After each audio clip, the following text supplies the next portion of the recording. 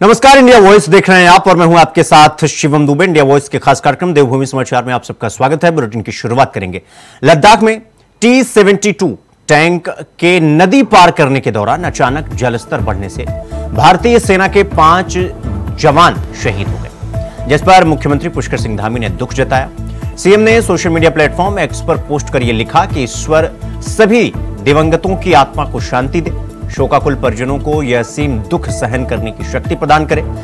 इसके साथ ही सीएम धामी ने यह लिखा कि दुर्भाग्यपूर्ण हादसे में वीर जवानों की शहादत को नमन करते हैं।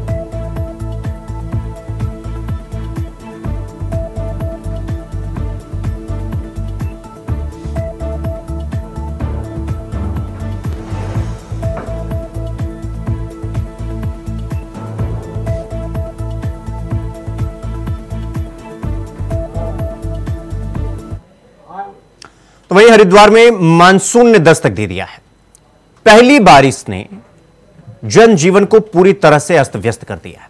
आपको यह बता दें कि भारी बारिश की वजह से गंगा नदी में पानी का जो स्तर है वो अचानक इतना बढ़ गया कि हालात बाढ़ जैसे हो गए। फिर चाहे गाड़ी हो या बस, सब पानी में बहते हुए नजर आ रहे। बस गनीमत इस बात की रही है कि उस वक्त उन गाड़ियों में कोई सवार नहीं था। हालांकि इस बार पहली बारिश ने ही हालात इतने खराब कर दिए हैं कि शमशान घाट के पास की खड़ी आधा दर्जन से ज्यादा गाड़ियां गंगा में बह गई।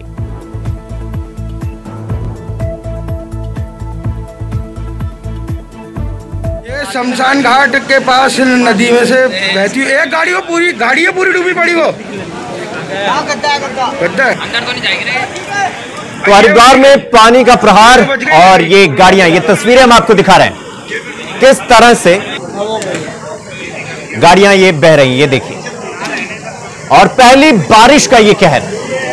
अभी तो पूरा मानसून बाकी है, लेकिन ये पहली बारिश से ये नदी, जो गंगा नदी है, ये किस उफान पर किस तरह से खौफनाक हो चुकी है नदी। ये तस्वीरें किसी पे ये गाड़ियां आपको जो बहती हुई नजर आ रही हैं, ये पहली बारिश है। और ये देखिए, ये किसी गत्ते की तरह जो गाड़ियां बह रही हैं, ये बारिश के बाद पहली बारिश का ये नजारा। ये देखिए, ये गाड़ियां जो प्लास्टिक के डिब्बे की तरह बह रही हैं, बस से लेकर भारी भरकम गाड़ियां बारिश के पहले राउंड में। ये देखिए, ये तस्वीरें कितनी विभत्स, कितनी भयानक ये बच जाएगी अगर यहाँ। और इस बात से अंदाजा लगाया जा सकता है कि पहली बारिश से ही गंगा नदी किस तरह उफान पर है। बस से लेकर शमशान घाट के पास नदी, छोटी सी गाड़ियां लेकर बड़ी बड़ी गाड़ियां, देखिए किस तरह से पानी में बहाव का शिकार हो रही है। ये देखिए, किसी टीन के डिब्बे की तरह, किसी प्लास्टिक के डिब्बे की तरह, किसी गत्ते की तरह किस तरह से ये गाड़ियां बह रही है। ये नजारा है पहली बारिश। इस खबर पर हमारे साथ हमारे सहयोगी विकास हमारे साथ हरिद्वार से जुड़ गए हैं। विकास, जिस तरह से पहली बारिश से ये नजारा हमें देखने को मिल रहा है, ये साफ तौर पर ये क्या दिखाता है? ये पहली बारिश आफत बनकर आई है। बिल्कुल, जिस तरह से आज दोपहर में जिस तरह से बारिश हुई, हालांकि पहली बारिश थी जिस तरह से हरिद्वार में अगर बात करेंगे तो, लेकिन जिस तरह से जहाँ राहत थी वहीं बड़ी आफत भी बारिश बन के आई। क्योंकि खड़खड़ी शमशान घाट के पास ही सड़क पर कुछ गाड़ियां खड़ी थी जो नदी बीच में से होकर जाती है सड़क, तो वहां पहाड़ की तरफ से जिस तरह से पानी अचानक से बढ़कर आया है, जिसके कारण से करीबन 8 से 10 जो गाड़ियां हैं वो गंगा नदी में यहाँ पर अचानक से बह गई हैं। अगर हम बात करेंगे तो अभी की स्थिति की, तो अभी भी जो गाड़ियां यहाँ पर हल्की पड़ी के जो शमशान घाट है उस पर देखी जा सकती हैं, वो दो गाड़ियां यहाँ अभी भी अच्छी दिखाई दे रही है। हालांकि कुछ गाड़ियां आगे भी फंसी होने की बात यहाँ पर बताई जा रही है। फिलहाल जो गाड़ियां शमशान घाट के पास यहाँ पर है उनको रेस्क्यू करने का यहाँ पर काम फिलहाल शुरू कर दिया गया है। प्रशासन यहाँ पर मौके पर है। जो जिस तरह से हाइड्रा यहाँ पर मंगाई गई है, जल पुलिस के भी जो पुलिसकर्मी हैं वो भी यहाँ पर पहुंच चुके हैं और जो दोनों गाड़ियां हैं उनको सामने जो दिखाई दे रही है उनको यहाँ पर निकालने का भी काम अब से थोड़ी देर में हालांकि शुरू कर दिया जाएगा। लेकिन जो गाड़ियां आगे बह चुकी हैं उनको जिस तरह से रेस्क्यू किया जाएगा, उनकी क्या स्थिति होगी, वो जिस तरह से गंगा का जल स्तर है वो अगर कम होगा उसके बाद ही। विकास एक बार कैमरा 360 घुमाइए और वहां का नजारा दिखाइए कि वहां का नजारा इस वक्त क्या है पहली बारिश। मैं आपको दिखाना चाहूंगा क्योंकि ये वही जगह है जहां पर गाड़ियां बही थी। अभी फिलहाल की जो अगर बात करेंगे गंगा के बीचों बीच जिस तरह से दो गाड़ियां, ये एक यहाँ पर क्रेटा है और एक I-20 यहाँ पर खड़ी है, जिस तरह से वो जो बिल्कुल बीचों बीच गंगा के यहाँ पर फंसी हुई दिखाई दे, जिसको आसपास के लोगों को भी कौतूहल है यहाँ पर देखने का कि जिस तरह से उन्होंने 8 से 10 गाड़ियां यहाँ पर गंगा के बीच बहती हुई यहाँ पर देखी हैं। अचानक से इस तरह तेज बारिश होने के बाद हालांकि ज्यादातर गाड़ियां आगे हड़की पैड़ी से और आगे यहाँ पर बह चुकी हैं। काफी लोग यहाँ पर हड़की मौजूद हैं और हालांकि रेस्क्यू भी यहाँ पर शुरू कर दिया गया है। और हालांकि कुछ लोग यहाँ पर उस समय मौजूद थे। अगर हम बात करना चाहेंगे, आप यहाँ पर मौजूद थे उस समय, क्या देखा आप लोगों ने?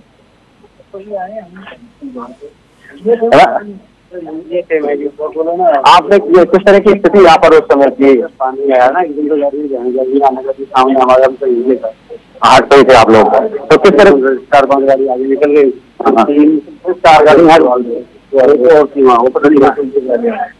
जी, जिस तरह से लोग बता रहे हैं कि किस तरह से अचानक से जो गाड़ियां बही हैं ऊपर से पहाड़ से, जो जिस तरह से नदी में पास जो बरसाती नदी है उसमें अचानक से जो पानी आया है उसके कारण से ही ये पूरी जो घटना है वो यहाँ पर हुई है। जी शिवम। विकास, पहली बारिश से क्या ये जो जान माल का नुकसान हुआ है, सरकार की तरफ से कोई राहत की खबर? देखिए अभी फिलहाल इस तरह की कोई सरकार की तरफ से कोई भी सूचना इस तरह की नहीं आई है। तो हालांकि ये गनीमत रही है कि जो गाड़ियां थी वो पार्क जो गाड़ियां थी उनमें कोई भी व्यक्ति उस समय मौजूद नहीं था। सारी गाड़ियां यहाँ पर पार्क की गई थी और सभी लोग ज्यादातर लोग जो गाड़ियां हैं वो शमशान घाट में लोग यहाँ पर पहुंचे थे अपने नजदीकों जो लोग थे उनके अंतिम संस्कारों के लिए।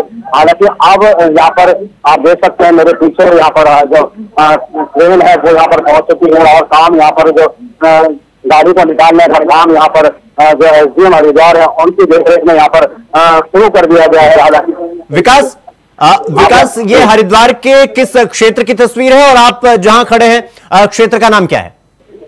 देखिए ये वही फलखड़ी का शमशान घाट क्षेत्र है, हरिद्वार कोतवाली के जो अंतर्गत आता है और वही जगह है जहाँ पर ये गाड़ियां पार्क थी और जहाँ से ये गाड़ियां बरसाती नदी से पार्क होती हुई गंगा में यहाँ पर आई है। तो फिलहाल जो हम अगर बात करेंगे जो एक्सक्लूसिव यहाँ पर आप इस समय देख सकते हैं, जो रेस्क्यू है वो एक्सक्लूसिव वीडियो आप यहाँ पर देख सकते हैं जिस तरह से रेस्क्यू यहाँ पर गाड़ियों को यहाँ पर शुरू कर दिया गया है प्रशासन की तरफ से। जी विकास, सवाल ये है यहाँ पे कि जिस तरह से ये पहली बारिश है और पहली बारिश से इस तरीके के नजारे हमें देखने को मिल रहे हैं, तो क्या जब पानी का जलस्तर बढ़ रहा था तो कोई गाइडलाइन इनको नहीं दी गई थी कि इस तरह से जो गाड़ियां जहां पर खड़ी है वहां तक पानी पहुंचता है और इस तरीके का नजारा हमें देखने को मिलता है? क्या गाइडलाइन किसी तरीके की नहीं दी गई थी बारिश को लेकर? देखिए अमूमन देखने में आता है कि जो शमशान घाट में लोग आते हैं वो इसी नदी में अपनी गाड़ियां पार्क करते हैं। हालांकि जिस तरह से बरसात आज हुई है, अचानक से जो पहाड़ से बारिश जिस तरह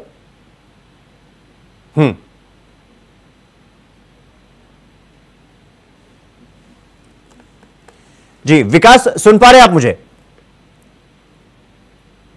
विकास, ठीक है, विकास से हम फिर जुड़ने की कोशिश करेंगे। तो ये तस्वीरें देखिए कितनी भयावह, कितनी विभत्स हैं। गाड़ियां टीन के डिब्बे की तरह पहली बारिश में बह रही।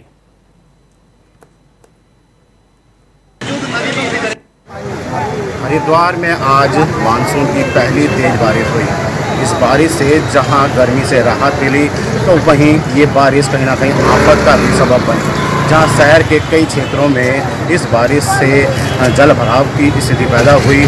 तो आज एक बड़ी घटना हरिद्वार में हुई जहां पर करीबन 1 दर्जन गाड़ियां गंगा में बही, क्योंकि पहाड़ से जो पानी आया उसके कारण जहां हरकी पैड़ी के थोड़ा सा ही आगे स्थित जहां शमशान घाट है वहां पर पार्किंग की हुई गाड़ियां उस नदी से आते हुए पानी में बहकर गंगा नदी में आ गई। हालांकि पूरे शहर के लिए ये दृश्य कौतूहल का एक सबब भी बना। इस तरह की जिस तरह से बारिश हुई है वो कहीं ना कहीं जहां आफत लेके आई है वहीं थोड़ी राहत इस जो बारिश है उससे जरूर मिली है। विकास चौहान, इंडिया वाइज, हरिद्वार। तो रुक करेंगे अगली खबर की ओर। मुख्यमंत्री पुष्कर सिंह धामी लगातार बेलगाम अफसरशाही पर अंकुश लगाने का काम कर रहे हैं। सीएम धामी ने सीएम हेल्पलाइन में लॉगिन न करने पर 643 अधिकारियों और कर्मचारियों से जवाब तलब किया। इस पर ज्यादा जानकारी दे रहे हैं हमारे सहयोगी अभय कैंतुरा।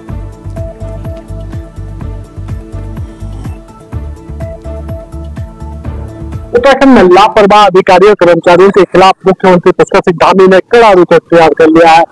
643 अफसरों से जवाब तलब यहाँ पर करने का काम सीएम धामी की तरफ से कर लिया गया है। ये वो अधिकारी हैं जो विभिन्न विभागों से जुड़े हुए हैं और सीएम हेल्पलाइन के जो पोर्टल है उस पोर्टल को लॉगिन न करने के लिए उनसे जवाब तलब यहाँ पे किया गया है। क्योंकि ये विभाग सीधे तौर पर जनता से जुड़े हुए हैं। ऐसे में जनता की जो शिकायतें हैं, जनता के जो सुझाव है, उन सुझावों पर इनकी तरफ से कोई ध्यान नहीं दिया गया है। जबकि मुख्यमंत्री पुष्कर सिंह धामी कई बार अधिकारियों कर्मचारियों को हिदायत दे चुके हैं कि जनता से जुड़ी हुई जो समस्या उन्हें प्राथमिकता के आधार पर अधिकारी सॉल्व करने का काम करें। लेकिन जिस प्रकार से अधिकारी कर्मचारी लापरवाही बरतते हैं तो ऐसे में मुख्यमंत्री पुष्कर सिंह धामी ने कड़ा रुख अख्तियार कर लिया और इसके बाद समझा जा सकता है कि जो दोषी अधिकारी कर्मचारी होंगे जो अपने आचरण में कोई सुधार नहीं करेंगे तो फिर उनके खिलाफ और बड़ा एक्शन यहाँ पर लिया जा सकता है। लेकिन इस सीएम हेल्पलाइन की समीक्षा के बाद इस बात से पता लग गया कि प्रदेश में अधिकारी कर्मचारी अपनी नीगा मस्ती में लगे हुए हैं। धूम दौरे के चलते जनता की समस्याओं पर ध्यान नहीं दे पा रहे हैं। कैमरामैन तो धामी सरकार में मंत्रिमंडल विस्तार को लेकर एक बार फिर चर्चाओं का सियासी बाजार गर्म होने लगा है। सरकार के मंत्री हों या पार्टी के वरिष्ठ नेता, सभी लोग मंत्रिमंडल विस्तार को लेकर मुख्यमंत्री पुष्कर सिंह धामी और केंद्रीय मंत्रिमंडल पर आखिरी फैसला लेने की बात कर रहे हैं। लेकिन दबी जुबान में यह भी स्वीकार करते हैं कि अब मंत्रिमंडल विस्तार हो जाना चाहिए, जिससे सरकार को विकास के कामों में मदद मिल सके। प्रदेश सरकार में मुख्यमंत्री पद सहित 12 पद मंत्रिमंडल के होते हैं, लेकिन अभी वर्तमान में मुख्यमंत्री सहित 8 पद पर ही कैबिनेट मंत्री भरे हुए हैं। ऐसे में बाकी 4 पदों पर मंत्रियों की नियुक्ति को लेकर एक बार फिर चर्चा होने लगी है, क्योंकि मुख्यमंत्री दिल्ली में है और रोज पार्टी के किसी न किसी वरिष्ठ नेता या केंद्रीय मंत्रिमंडल के वरिष्ठ नेताओं से मुलाकात कर रहे हैं। मंत्रिमंडल विस्तार को लेकर कैबिनेट मंत्री गणेश जोशी ने यह कहा कि उनको इस मामले पर कुछ भी बोलने का कोई अधिकार नहीं। ऐसे में पार्टी के केंद्रीय नेतृत्व के द्वारा जो फैसला लिया जाएगा वही सर्वमान्य और वही सही होगा।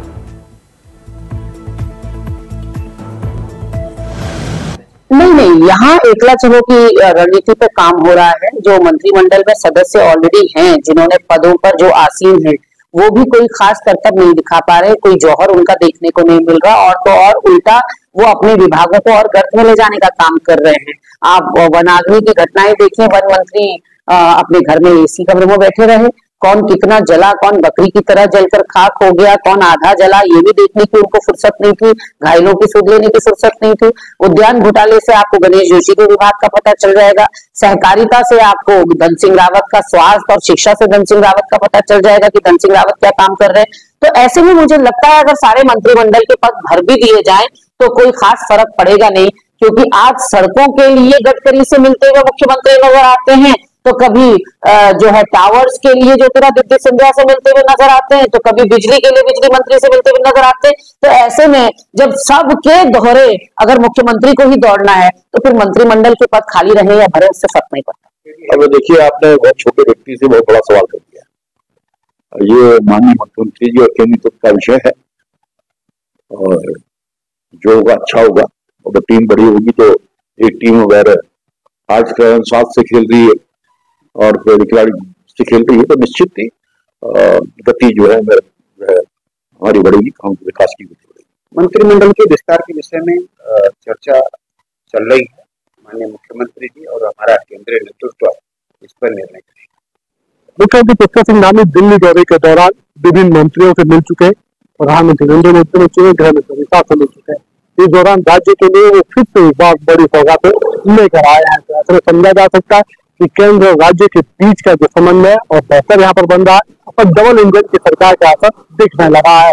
राज्य में विकास की जो परियोजनाएं अब तक कह सकते हैं कि लंबे समय से लंबित पड़ी थी, अब उन परियोजनाओं को आगे बढ़ाने का सिलसिला शुरू हो पाएगा। मुख्यमंत्री पुष्कर सिंह धामी को जो आश्वासन मिले, उन आश्वासनों में समझा जा सकता है कि केंद्रीय मंत्रियों का रुझान उत्तराखंड तरफ है और आने वाले दिनों में उसके जो सकारात्मक परिणाम होंगे वो भी देखने को मिलेंगे। उत्तराखंड में चाहे जल विद्युत परियोजना है जो लंबे समय से अधूरी पड़ी थी या फिर दूसरी सड़क परियोजना है, वो अब यहाँ पर कुछ गति से आगे बढ़ती नजर आएंगे और उत्तराखंड राज्य की जनता को विकास की परियोजनाओं का लाभ मिलने लगेगा। खबरों में आगे बढ़ेंगे। उत्तराखंड सरकार ने वन पंचायतों के सरपंचों के अधिकारों को और अधिक सशक्त कर दिया है। सरकार के इस फैसले से वन पंचायत के सरपंच भी वनाधिकारी की तरह मुकदमा दर्ज कर सकेंगे। वन पंचायत के मुख्य वन संरक्षक डॉक्टर पराग मधुकर धकाते ये बताते हैं कि वन अपराधों को रोकने के लिए वन पंचायतों के सरपंचों के अधिकारों में बढ़ोतरी की गई।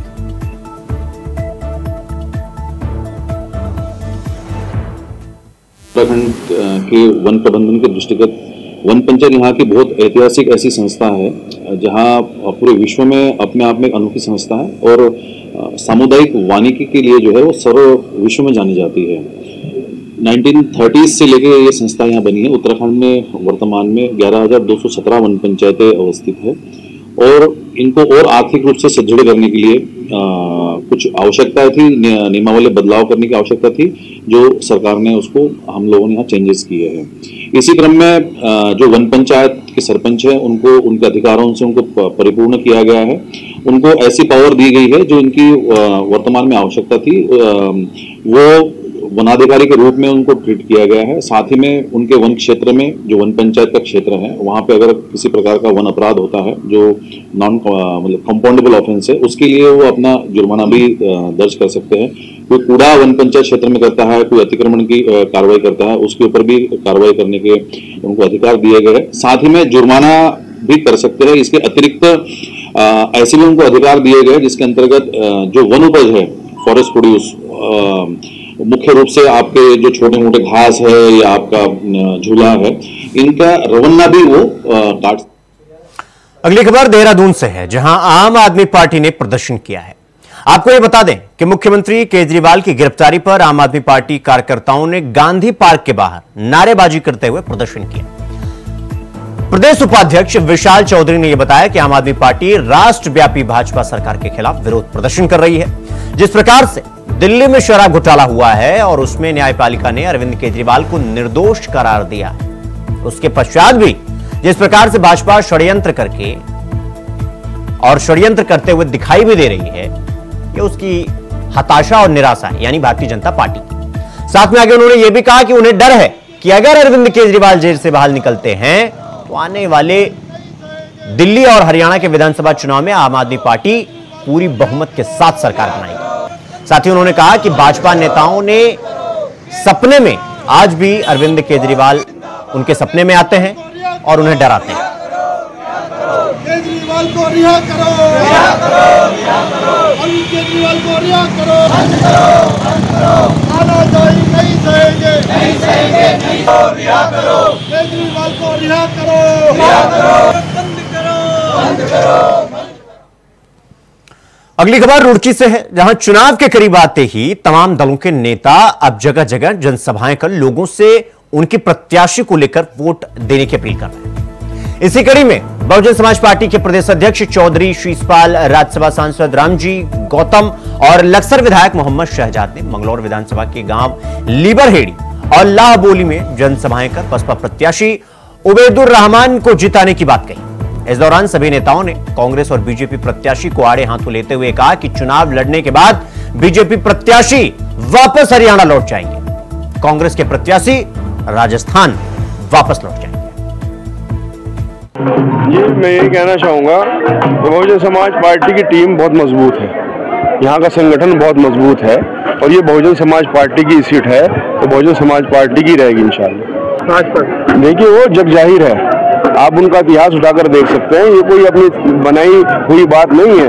आप उनका इतिहास उठा करके देख सकते हैं, लोगों के बीच में जाकर के आप उनसे पता कर सकते हैं। जो बात है ये लोगों के बीच की बात है जो यहाँ पर उठा ये चुनाव हार रही हैं और ये पहले भी हार चुकी है 2022 में, क्योंकि भाजपा के पास तो प्रत्याशी भी नहीं था। भाजपा वाले तो प्रत्याशी हरियाणा से लेकर के आए, जो हेलीकॉप्टर से आया, हेलीकॉप्टर से 10 तारीख को वापस चले जाएगा। और रही बात कांग्रेस ने तो भारतीय जनता पार्टी जिताने के लिए अपना प्रत्याशी उतार दिया है। उन्हें मालूम था कि यहाँ पर उनके सरबत करीम जी के बेटे को टिकट दिया गया है, जिनको हक बनता है समाज ने, और यहाँ बहुजन समाज के साथ साथ सब समाज के लोगों ने यहाँ से विधायक बनाया था, उनके बेटे को टिकट दिया गया। लेकिन कांग्रेस ने बीजेपी के साथ डील करके यहाँ पर उनको हराने के लिए ही उन्होंने अपना प्रत्याशी उतारा हुआ है। तो 100% देखिए उनकी जो मंशा है पूरी नहीं होने वाली है। 10 तारीख को बीएसपी भारी मतों से जीत करके आगे जाने वाली है। और एक प्रत्याशी तो हवाई प्रत्याशी हो, जहाज वाला, वो जहाज में चले जाएगा। दूसरा जो प्रत्याशी है वो बाहर का, हरियाणा का, राजस्थान का, कहीं कहीं प्रदेशों का प्रभारी है। तो इसलिए बहुजन समाज पार्टी मैदान में है और बहुजन समाज पार्टी का पूरा संगठन, माननीय विधायक जी, प्रभारी जी, हम लोग पूरा हमने संगठन लगा करके लगे हुए हैं। नहीं, बहन जी का कार्यक्रम नहीं होगा। और भाई मोंटी से हम पूछ लेंगे अगर आकाश आनंद का कोई ऐसा होगा, परंतु बहुजन समाज पार्टी आश्वस्त है। वो नहीं, उसे पता है कि यहाँ कौन लोकल बॉडी के साथ रह करके काम करता है, क्योंकि सरबत करीम जी सभी सर्व समाज में उनका अच्छा वर्चस्व और सभी समाज उनसे जुड़ा हुआ है। उनका व्यवहार अच्छा है, कुशल व्यवहार है। ऐसे उनका बेटा है, इसका भी कुशल व्यवहार है। और मैं समझता हूँ कि इसी मंच पर गुज्जर समाज, जाट समाज, पाल समाज, सभी समाज के साथी बैठे हैं और जिन्होंने यहाँ खड़े होकर मंच से बहुत अच्छी तरीके से अपनी बात रखी है कि बहुजन समाज पार्टी का अगर कोई प्रत्याशी चुनाव जीत रहा है वो भाई मुंटी रहमान जीत रहा है। अगली खबर हरिद्वार से है, जहां भगवान श्री कृष्ण पर अमर्यादित टिप्पणी और हिंदुओं के लिए अपशब्द ब्रह्मर्षि कुमार स्वामी को महंगा पड़ सकता है। प्राचीन अवधूत मंडल में संतों ने कुमार स्वामी को लेकर बैठक की है, जिसमें संतों की कई संस्थाओं के पदाधिकारी शामिल हैं। संतों ने कुमार स्वामी के बयान को लेकर भारी नाराजगी जताई और उनके हरिद्वार प्रवेश पर प्रतिबंध भी लगाते हुए उनके हरिद्वार आगमन पर मुंह काला करने का प्रस्ताव पास किया। देखिए, कुमार स्वामी जैसा व्यक्ति जिसने भगवा धारण किया हुआ है वो काल नेमी है। हिंदू धर्म की विशेषताएं सुन सुनकर बड़े बड़े डाकू जितने भी थे वो साधु बन गए और ये साधु वेश में बैठकर डाकुओं वाली भाषा बोल रहा है, हिंदू धर्म पर आघात कर रहा है। ऐसे व्यक्ति को समाज में लाकर नंगा किया जाए, 4 जूते लगाए जाए और हमको लगता है इसके डीएनए में खोट है। ये हिंदू ही नहीं है, लगता है किसी और से पैदा है, वरना भगवान के बारे में ऐसी बातें बोलने से पहले 50 बार सोचता। हम ऐसे व्यक्ति का जब भी यहाँ आएगा मुंह काला करेंगे और जूतों से उसका स्वागत करेंगे। तो देवभूमि समाचार में फिलहाल अभी के लिए बस इतना ही। देश और दुनिया की तमाम खबरों को देखने के लिए देखते रहिए न्यूज़। नमस्कार।